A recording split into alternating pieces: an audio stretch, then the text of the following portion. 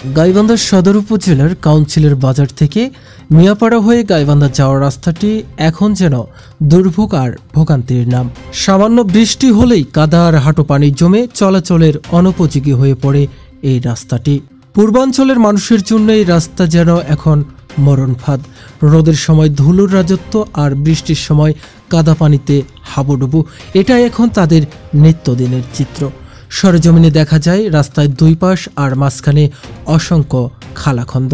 যানবাহন তো দূরের কথা, স্থানীয়দের পায়ে হেঁটেও যেতে হচ্ছে গন্তব্য। ভুক্তভোগী মাসুদ মিয়ার জানান, গত 3 মাস ধরে এই রাস্তা ব্যবহারের অযোগ্য। একবার এক অসুস্থ রোগীকে সময় মতো হাসপাতালে নেওয়া সম্ভব হয়নি।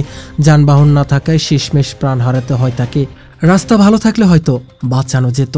এক অটো চালক বলেন, রাস্তাটির এমন অবস্থায় আমরা গাড়ি চালাতে পারছি না। অবিলম্বে এর সংস্কার দরকার। 11 নং গিদের ইউনিয়ন কাউন্সিলের বাজার থেকে তালতলা পর্যন্ত এবং গাইবান্ধা মিয়াপাড়া পর্যন্ত এই রাস্তাটা 3 বছর যাবৎ কোনো কাজ হচ্ছে না। যাতায়াতের খুবই সমস্যা, আমরা অটো চালাতে পারছি না। অতি কষ্টে যাওয়া আসা করি আমরা। অতএব এই রাস্তাটা যত তাড়াতাড়ি সংস্কার করা দরকার করা।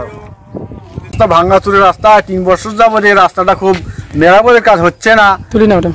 আপনারা আমাদের খুব যাতায়াত করতে সমস্যা হয়। অটো চালাতে অটোওয়ালা একটা পাওয়া যায় না। রুগী মনে করে নিয়ে যেতে খুব সমস্যা হয়। অনেক সময় মারাও যায়। আগামীতে একটা মারা গেল রুগী, বুঝছেন। এই রাস্তার কারণে কোনো যানবাহন চলে না।